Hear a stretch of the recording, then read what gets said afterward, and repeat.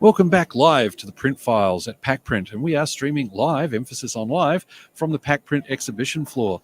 And today I'm joined by Onn Bou and David Quinn from FinanceWork. Gentlemen, welcome to the show. Good on you. Thank you. Thank you, Grant. Cool. So, gents, FinanceWork, great name, good use of the at. And so obviously supplying finance to various industries and so on. How long's the company been around? We've been established since 2007 now, so we're talking about 15 or so years now. So Great. We started off, FinanceWork, we're an equipment finance specialist. So we work with vendors amongst different industries, in particular the print and pack industry. And we tailor a finance product for the suppliers that we actually deal with, or the vendors that we deal with, that actually offer finance to their customers. Cool. Okay, and so as you said, more than not just the print and pack industry, but it's part of what you deal with. Mm. What are some of the other industries as well? Well, we do look after things like hoists for the car trade. We look after cars, with software, and it's just a broad range. Yeah, it's fascinating the customers you meet and the vendors that you meet. It's fascinating. Excellent. Well, you're here at PacPrint, so obviously, as you were saying, packaging, printing, and so on. How's the show going for you? No, it's going very well. I mean, what we have is quite a big stand. Yep. We've got some beautiful flowers, and people are walking past and can see the colours. And then there we are, these handsome men just waiting for people to ask questions about the finance industry. And I hear you've been getting a few people asking, and even taking up deals. You bet you. No, so what's fascinating about it is the equipment costs are quite high. So not many people have the available cash or need to have the available cash. So what we're doing is offering alternatives for them and finance products that can spread the amount of money over a term and get the taxation benefits. Okay, so, well, I'm going to just suddenly go straight across. Taxation benefits such as? Wow. We offer quite a few range of products, but at the moment there's a rental operating lease that you can claim 100% of the monthly payments as a tax deduction per annum. And we have another one called chattel mortgage. And that's quite interesting at the moment because normally they're only allowed to claim the depreciation and the interest component per annum. But now there's an instant tax write-off potentially on offer. Was that something that came up during the COVID lockdowns and so on? Absolutely. Yep. Yeah. So that's actually been going for about 2 or 3 years, and the government's actually extended that for an extra year. So nice. We've got to the end of June 2023 to be able to actually take advantage of that now. Okay, well, that's very handy. Yeah, so customers will be able to actually instantly write off the particular asset as a once-off deduction in that particular financial year, but they progressively pay off the equipment over a 2, 3, 4, or 5 year period. Wow. Okay, as the phrase goes, cha-ching. That's great.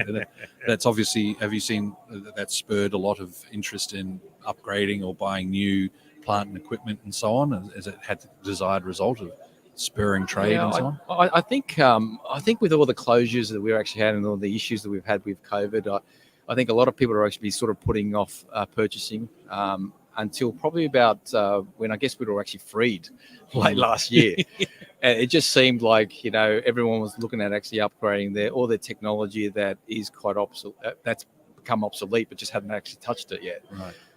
I mean, what we do here in PacPrint is we're financing technology. I mean, yes, we are actually financing equipment, but these printers, they become obsolete after 3, 4, 5 so years. In fact, manufacturers sometimes actually don't even service these machines after about 6 or 7 years. So it's actually a must that you've got to actually keep up with technology. Yeah.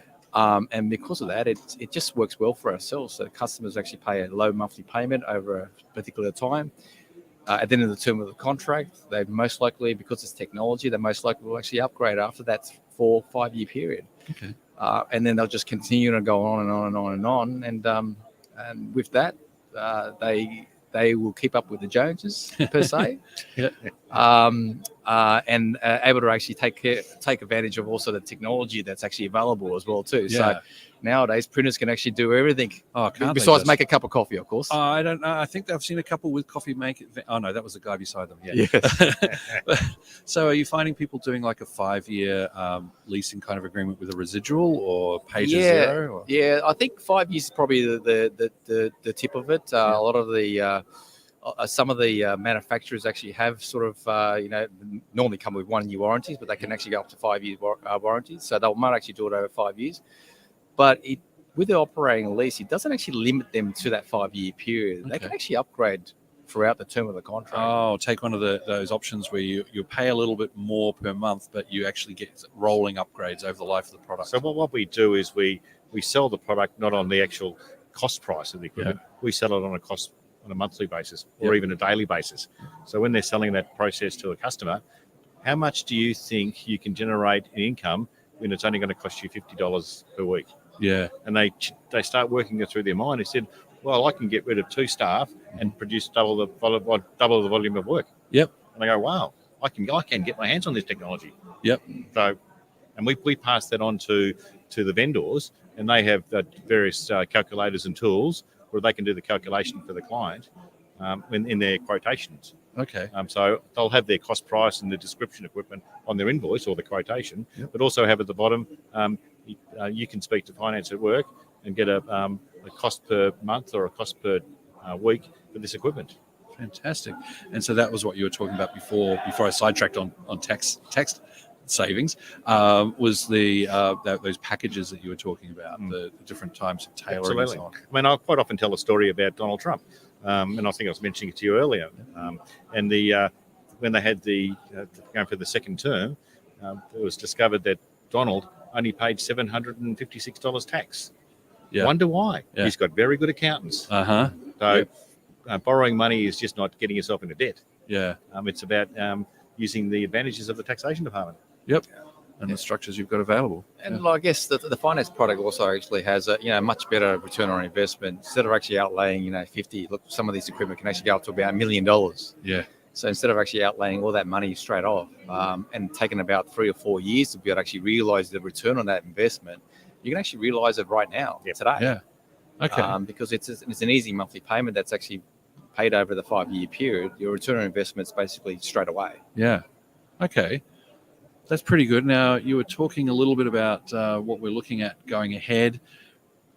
It's in the news. We're all aware of it. Inflation going up, interest rates going up. Some of the banks are putting their interest rates up now ahead of the RBA, which is coming out shortly. So how's that impacting your business? Does it make it harder to get capital?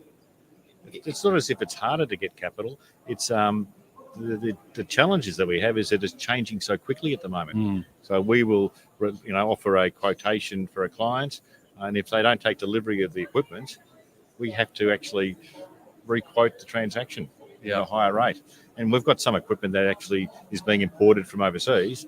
And if it's coming out of Italy or somewhere in Europe, if it doesn't get into Australia within the DEX deadline, you're in trouble. Yeah. Well, not in trouble, but the rates have got to go up. Yeah. So it's challenging. I mean, it is a challenging period, but I mean, you got to remember that we came from absolute lows. I mean, I've been in the industry for 20 plus years, and I hadn't actually seen interest rates go as low as whatever actually did. Yeah. And I think because it's gone so low, everyone's actually used to paying those low interest rates, but it's actually just gone back to normality. Yeah. Okay. And again, because you're actually paying over a monthly payment, you might actually find that, yes, interest rates have actually gone up, but the cost is only gone up by $5 a week. And people don't actually realize that. They just look at what the interest rates have actually gone up to. Yeah. So you just have to actually have a look at it and say, okay, well, it's going to cost me, yes, $10 extra per week, but how much is it going to make me? Yeah. And businesses are actually looking at that, and they're not afraid to basically go down that path and saying, okay, well, if I don't actually do something right now, I'm actually losing money because I'm not actually getting this new technology. Yeah. As long as interest rates don't go up to the 10s and 20% marks and so forth, I think businesses will still go down that path. I think if they go to that level, we're going to have a lot of other problems. I think the government's going to have a lot more issues to actually deal with. Yeah. Hi guys, welcome to the new world. Yes. Don't you kind of wish you hadn't won?